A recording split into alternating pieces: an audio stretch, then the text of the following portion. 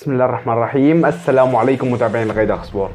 البطولة الأعظم والأغلى والأقوى بطولة كأس العالم، بطولة عم يتابعها معظم سكان الكرة الأرضية. 32 منتخب راح يتنافسوا في بطولة ومعركة لا وقت فيها للأخطاء أو التعويض. توقعاتي لكأس العالم: من سيكون بطل كأس العالم 2022 في مونديال قطر؟ تحضيرات عالمية في قطر من تجهيزات وملاعب وشوارع بقيمة وصلت إلى 220 مليار دولار. قيمة ضخمة عالية جدا استهلكتها قطر بتنظيم الملاعب والشوارع وتحديث البنى التحتية. مونديال راح يكون على مستوى عالمي عم يشرف كل العرب بهاي البطولة، وراح يكون مونديال استثنائي. قبل ما نبدأ بالتوقعات بتمنى منك تشترك بالقناة وتدعمني بلايك وتكتب لي توقعك مين راح يكون بطل مونديال قطر. المجموعة الأولى بتضم منتخب قطر البلد المضيف، السنغال، الإكوادور وهولندا. مجموعة نوعا ما فينا نقول عنها سهلة بالنسبة للمنتخب القطري. المنتخب القطري عم يقوم بوديات وعم يقدم أداء ممتاز جدا، عم يجهز بشكل كبير كثير لكأس العالم. أيضا هو صاحب الأرض والجمهور، فرح يكون عنده حافز كبير ليتأهل للدور القادم. فبرأيي رح ياخذ كمركز ثاني هولندا كمركز أول، يعني فرق مستوى. المنتخب الهولندي قوي جدا بضم ديونغ، دي ليخت، ديباي، يعني أسماء كبيرة جدا رح تكون بالمنتخب الهولندي. وبالتالي المنتخب الهولندي بيضم اسماء كبيره جدا، فراح يتفوق على المنتخب القطري وراح ياخذ المنتخب الهولندي المركز الاول، بينما المنتخب القطري الشقيق راح ياخذ المركز الثاني. المجموعه الثانيه اللي بتضم ايران، انجلترا، ويلز والولايات المتحده الامريكيه.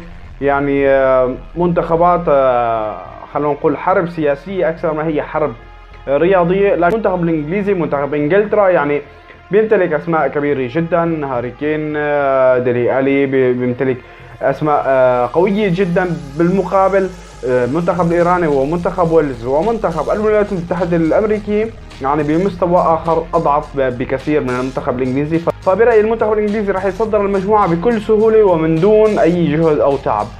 شوف البطاقه الثانيه من المجموعه الثانيه راح يخضع المنتخب الويلزي، منتخب ويلز يعني ايضا هو افضل من المنتخب الايراني المنتخب الاسيوي، ومنتخب الولايات المتحده الامريكيه اللي طموحه دائما يعني يتخطى دور المجموعات فقط.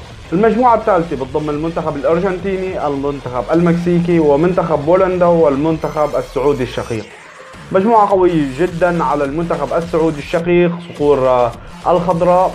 يعني المنتخب الارجنتيني كل الصحافة وكل الإعلام عم يتوقع على المنتخب الأرجنتيني، وهو ممكن يكون آخر مونديال للاعب ليونيل ميسي، فكل التركيز على اللاعب ليونيل ميسي بهذا المونديال، على أن الأرجنتين ممكن تكون بطلة مونديال 2022. المنتخب السعودي محضر كثير منيح، شفناه بتصفيات الآسيوية عم يلعب بشكل كثير ممتاز، لكن مجموعة قوية جدا مقارنة بالنسبة للمنتخب السعودي. يعني المنتخب البولندي بيضم أيضا ليفاندوفسكي أفضل هداف بالعالم حاليا. أيضا المنتخب المكسيكي دائما بيمتلك أسماء جديدة وأسماء قوية جدا. فبشوف المنتخب الأرجنتيني بالمركز الأول، المنتخب البولندي بالمركز الثاني. المجموعة الرابعة فرنسا، استراليا، الدنمارك وتونس. ايضا المنتخب تونس عم ينظلم بهاي المجموعة بمجموعة فعلا قوية جدا.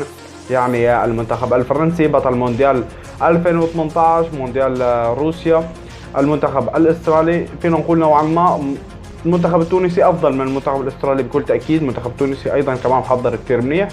المنتخب الدنماركي منتخب قوي، شفناه عم يفاجئ المنتخب الفرنسي اوروبا وعم يتغلب على المنتخب الفرنسي. يعني المنتخب الدنماركي ما هو الفرق الضعيف ولا هو اللقمة السهلة بالنسبة لباقي المنتخبات، لذلك المنتخب الفرنسي بالمركز الأول، المنتخب الدنماركي بالمركز الثاني. طبعا يعني أكيد نحن كلنا بنتمنى المنتخبات العربية تتأهل للدور القادم وتوصل لمراكز نهائية، وحتى نتمنى أكيد يكون اللقب عربي، لكن خلينا نكون واقعيين وحسب الإحصائيات وحسب الأرقام. المجموعة الخامسة عم تضم إسبانيا، ألمانيا، كوستاريكا واليابان. مجموعة أيضا قوية جدا، بشوف فيها الصدارة أو المركز الأول والثاني بطاقتين التأهل محصورة بين المنتخب الإسباني والمنتخب الألماني. المنتخب الإسباني بأسماء جديدة واستبعاد لأسماء معروفة جدا مثل سيرجيو راموس، تياغو الكانتارا، يعني انريكي ربما عم يحاول ضخ دماء جديده بالمنتخب، بينما المنتخب الالماني عم يدخل ايضا باسماء جديده. طبعا مدرب هانزي فليك مدرب بايرن ميونخ ليحقق الثلاثيه مع البايرن تم اختياره لتدريب منتخب المانيا من اجل تحقيق شيء او اعاده هيبه المنتخب الالماني بعد خيبات امل مع يواخيم لوف مع المنتخب الالماني. بالنسبه لبطاقتين التاهل من الجوعه الخامسه نشوف المنتخب الالماني بالمركز الاول، المنتخب الاسباني بالمركز الثاني. المنتخب الاسباني يعني هو اغلب لاعبين المنتخب الاسباني هم لاعبين برشلونه، يعني بيدري وخافي، فاسماء صغيره بالعمر، اسماء بينقصها الكثير من الخبره.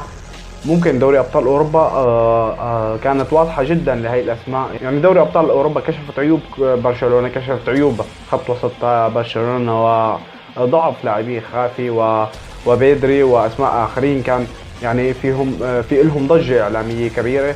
وبطوله كاس العالم بطوله اخرى تماما عن دوري ابطال اوروبا، بطوله بتحتاج الخبره اكثر من عامل الشباب، بينما المنتخب الألماني عم يضم منتخب شباب ولاعبين خبرة، أيضا مع مدرب حنكة، مدرب قوي جدا تكتيكيا، محقق السداسي مع البايرن، أرقام قياسية جدا، نتائج كبيرة جدا على الأندية. المجموعة الثالثة عم تضم بلجيكا، كندا، المغرب وكرواتيا، 4 منتخبات أيضا فينا نقول صعبة جدا عن المنتخب المغربي. طبعا المنتخب المغربي خلوني يكون واقعي معكم، هو المنتخب الأكثر حظوظا بالتأهل للدور القادم كمستوى لاعبين، يعني كمستوى لاعبين المنتخب المغربي أقوى من المنتخب التونسي والقطري والسعودي، مع كل احترام لكل المنتخبات العربية، كلهم أشقائنا أكيد، نتمنى كل التوفيق للمنتخبات العربية ونشوفهم بأفضل تمثيل. نتمنى ما يكون تمثيلهم مثل تمثيل مونديال روسيا، المنتخب المصري والمنتخب السعودي كانوا مخيبين للامال بكل امانه يا شباب، يعني كنت متوقع من المنتخب المصري والسعودي نتائج افضل من النتائج اللي حققوها بمونديال روسيا. طبعا المنتخب المغربي بيمتلك اسماء كبيره اكيد، بيمتلك محترفين، بيمتلك اشرف حكيمي، بيمتلك اسماء مثل حكيم زياش، بيمتلك اسماء كثيره جدا عم تلعب باوروبا، فالمنتخب المغربي اكثر حظوظ من المنتخبات العربيه. المنتخب البلجيكي منتخب ايضا قوي، منتخب بيضم اسماء كبيره، دي بروين يعني لاعب مانشستر سيتي لحاله بصراحه ايقونه بالملعب ولاعب مهم جدا. بلجيكا قدم مستوى رائع جدا بالمونديال السابق. حاليا المنتخب البلجيكي برايي بشوفه بهاي المجموعه راح يتصدر المجموعه السادسه بالمركز الاول، بينما بشوف كرواتيا راح تاخذ المركز الثاني بالمجموعه السادسه.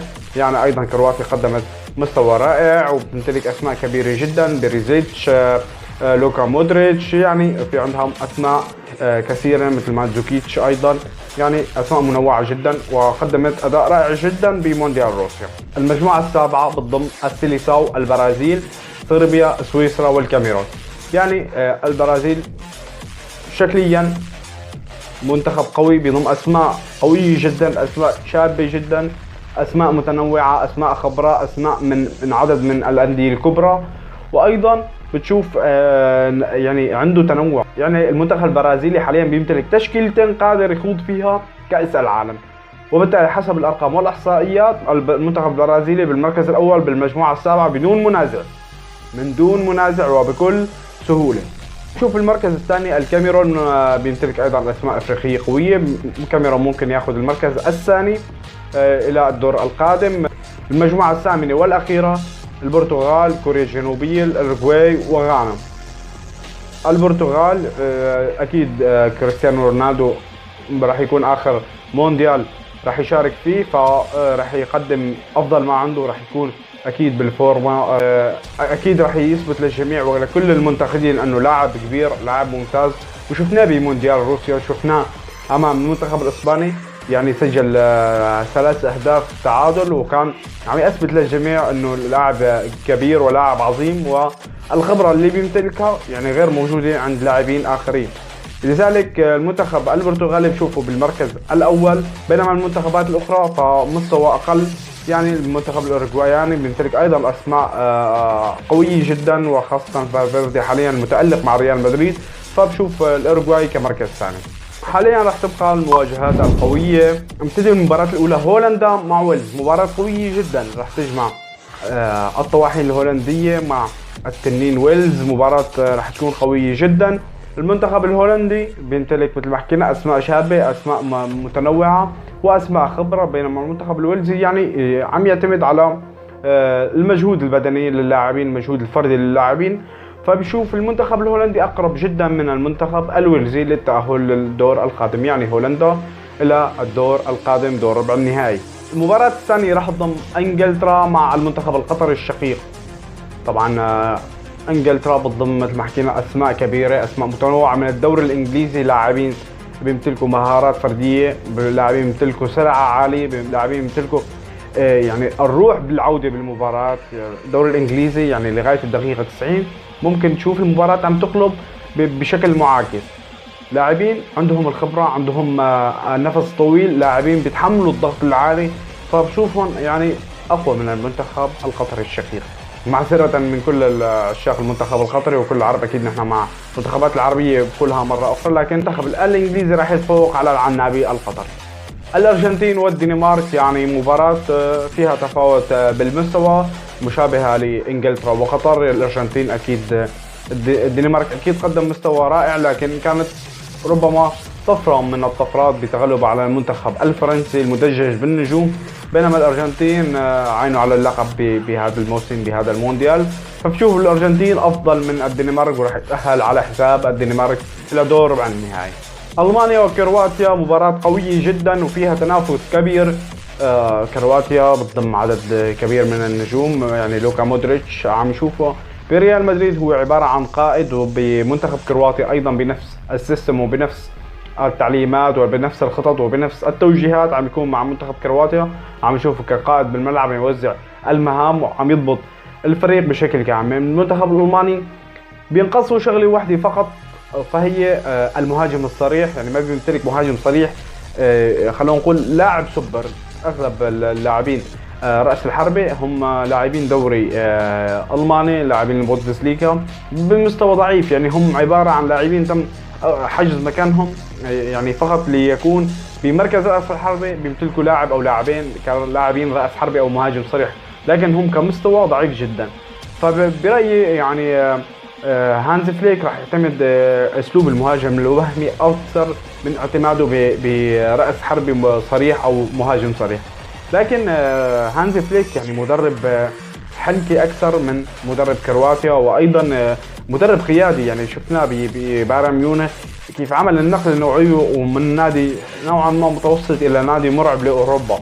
فالمنتخب الألماني وانتقال هانز فليك من بايرن ميونخ بعد ما عمل كل هاي الضجة الإعلامية وانتقاله إلى المنتخب الألماني لإعادة هيبة ألمانيا، فبشوف أكيد رح يكون عنده نظرة غير يواكم لوف، نظرة تخلي المنتخب الألماني يعود للهيبة، تخلي المنتخب الألماني يرجع للقوة اللي كان فيها، بعيدا عن الدور الضعيف اللي كان عم ياخذه المنتخب الألماني بمونديال روسيا وخروجه من دور المجموعات. فبرأيي بشوف المنتخب الألماني راح يتفوق على المنتخب الكرواتي ويتأهل لدور ربع النهائي. بلجيكا واسبانيا ايضا مباراة راح تكون قوية جدا، يعني فريقين من الكبار، فريقين من المنتخبات اللي ممكن تتأهل للنهائي عم يصطدموا ببعض بهذا الدور. بلجيكا بتضم اسماء مثل ما حكينا اسماء خبرة، اسماء قوية جدا ومثل دي بروين، بينما اسبانيا بتضم يعني لاعبين شباب. فبشوف فارق الخبرة، فارق الامكانيات، اكيد فارق السرعة والروح لاسبانيا، بينما فارق الخبرة والامكانيات والثبات والصمود للدقائق الاخيرة فهي لبلجيكا.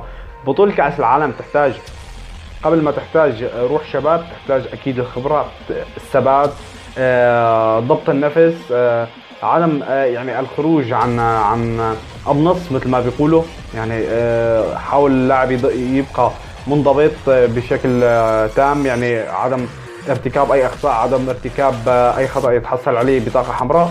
فبشوف بلجيكا يعني افضل واكثر خبرة، وشفناها بالمونديال روسيا 2018 قدمت اداء ممتاز جدا، وشوف بلجيكا حظوظها افضل جدا من المنتخب الاسباني، يعني بلجيكا الى دور ربع النهائي واسبانيا راح تخرج من هذا الدور.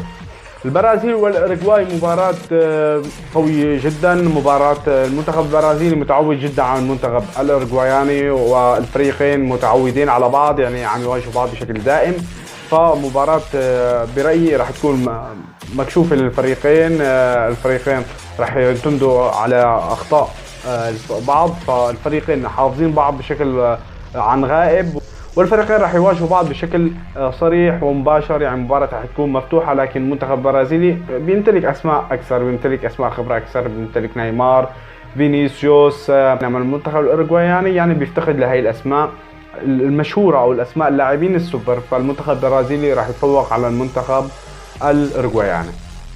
المباراة الأخيرة البرتغال والكاميرون برأيي واضحة جدا، البرتغال أفضل بكثير من المنتخب الكاميروني، ومباراة رح تكون تحصيل حاصل، ممكن المنتخب البرتغالي يتفوق بنتيجة كبيرة على المنتخب الكاميروني. دور ربع النهائي بنبتدي بالمباراة الأولى يا شباب، والمباريات القوية والمباريات اللي يبقى فيها المنتخبات الكبرى، المنتخبات الأفضل، المنتخبات الأقوى، والمنتخبات اللي تستحق الوصول لدور ربع النهائي. المباراة الأولى اللي بتضم المنتخب الهولندي مع المنتخب الأرجنتيني، مباراة قوية جدا، مباراة يعني فينا نقول فيها نهائي مبكر، مباراة ما فيها أي أخطاء ولا فيها أي تعويض. كل خطأ رح يكلف المنتخب هدف مباشرة، لأنه الفريقين خبرة والفريقين رح يستغلوا أي فرصة. لكن وجود ميسي مع المنتخب الأرجنتيني هو بصراحة لاعب أكثر من أنه لاعب، يعني هو فريق بكامله. ليونيل ميسي هو قائد للمنتخب الأرجنتيني أكثر ما هو لاعب ضمن المنتخب الأرجنتيني، وبرأيي المنتخب الأرجنتيني رح يتأهل إلى دور نصف النهائي. المباراة الثانية انجلترا مع فرنسا، حرب انجليزي فرنسي، مباراة نارية بكل ما تعنيه الكلمة. مباراة رح تعتمد على السرعة، مباراة كرات مرتدة، مباراة هجمات مرتدة، يعني مباراة سريعة فيراري. المنتخب الفرنسي بأسرع خط هجوم، امبابي، عثمان ديمبلي، غريزمان، اسماء سريعة جدا. المنتخب الانجليزي بنفس المستويات، بنفس السرعة، لاعبين ذو مهارة عالية، بيمتلكوا سرعة فائقة. لاعبين الدوري الانجليزي بشكل كامل بيمتلكوا السرعة الفائقة، فكيف يكون المنتخب الانجليزي يعني هو خلاصة الدوري الانجليزي. مباراة قوية جدا، وبرأيي الديوك لن يفرطوا بهذا المونديال ولن يخسروا اللقب. المنتخب الفرنسي يعني بيمتلك امبابي عم يقدم مستويات رائعة جدا. كريم بنزيما أفضل لاعب بالموسم الحالي، أفضل لاعب عم ياخذ كان الكرة الذهبية. فكل اللاعبين بالمنتخب الفرنسي يعني هم أفضل لاعبين حاليا. أيضا دفاع المنتخب الفرنسي من أقوى الدفاع، يعني بافارد، لوكاس هرنانديز، مدافعين البايرن من أفضل المدافعين حاليا. فبشوف المنتخب الفرنسي يعني كقيمة لاعبين ومستوى لاعبين أفضل من المنتخب الإنجليزي، وراح يتأهل إلى الدور القادم. البرازيل وألمانيا، المباراة القوية ومباراة رد السأر مشابهة لمواجهة بايرن ميونخ وبرشلونة. هي مباراة رد سأر أكثر ما هي مباراة كأس عالم أو مونديال. المنتخب الألماني رغم وجود كمية أسماء ضخمة مع المنتخب البرازيلي، المنتخب الألماني أيضا حاضر بكل قوة، بخط هجوم قوي جدا، بحراسة من أفضل الحراس العالم مانويل نوير، عم نشوف معه خط هجوم جنابري وساني من أسرع المهاجمين حاليا وأسرع الأجنحة. عم نشوفهم يعني يقدموا مباريات رائعة جدا مع بايرن ميونخ، وعم يسجلوا أقوى خط هجوم بدوري أبطال أوروبا. فبشوف يعني المنتخب الألماني أكثر حس تهديفي من المنتخب البرازيلي، وأكثر حضور راح يكونوا بالمباراة من المنتخب البرازيلي ذهنيا وهجوميا، لأن ذهنيا المنتخب البرازيلي يعني كمدرب مستوى ضعيف، لا يقارن بهانزي فليك مدرب بايرن ميونخ ومدرب المنتخب الألماني حاليا. فبشوف المنتخب الألماني راح يتأهل على حساب المنتخب البرازيلي، لكن بفارق هدف يعني لا أكثر. يعني البرتغال وبلجيكا، المباراة الأخيرة من دور ربع النهائي، مباراة أكيد ما راح يفرط فيها الدون حتى يثبت كل الناس وكل جماهير مانشستر يونايتد أنه لاعب كبير، وراح يكون عنده فرصة لزيادة أهدافه ويحقق إنجاز كبير بمونديال قطر. رغم أنه المستوى متساوي يعني متشابه جدا، لكن وجود كريستيانو رونالدو بمنتخب بنادي بفريق بيعطي أفضلية على الفريق الآخر. فبشوف البرتغال إلى دور نصف النهائي.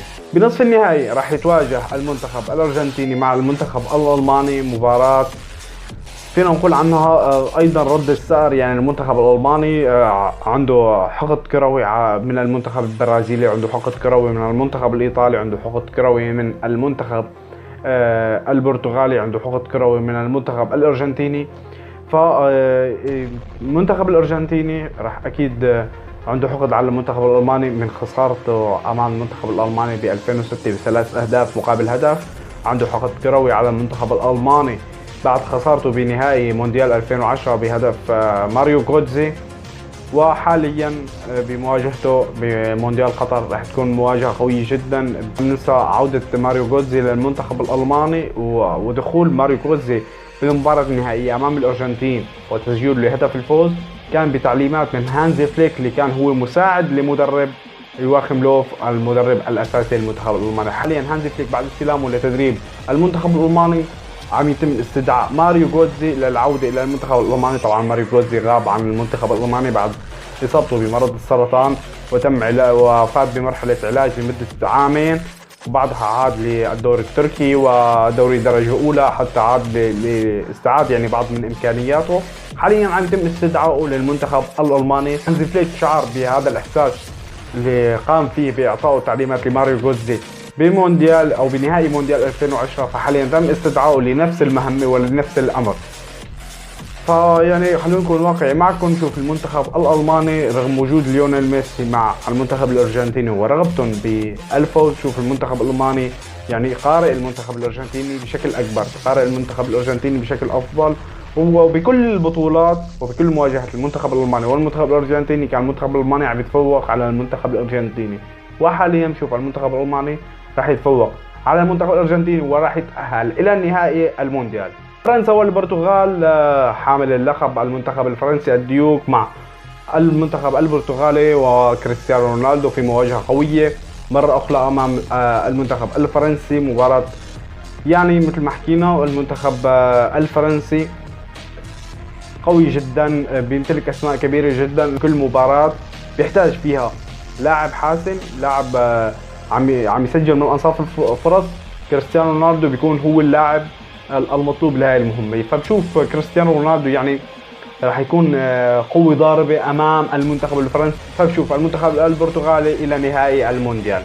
حاليا وصلنا لنهائي مونديال قطر مونديال 2022 لكأس العالم. المباراة اللي عم تجمع المنتخب الألماني مع المنتخب البرتغالي، لكن المنتخب الألماني راح يكون بطل لمونديال قطر 2022 لوجود هانزي فليك مع المنتخب الألماني، المنتخب اللي راح يكون عم يرجع لهيبته، عم يرجع لقوته.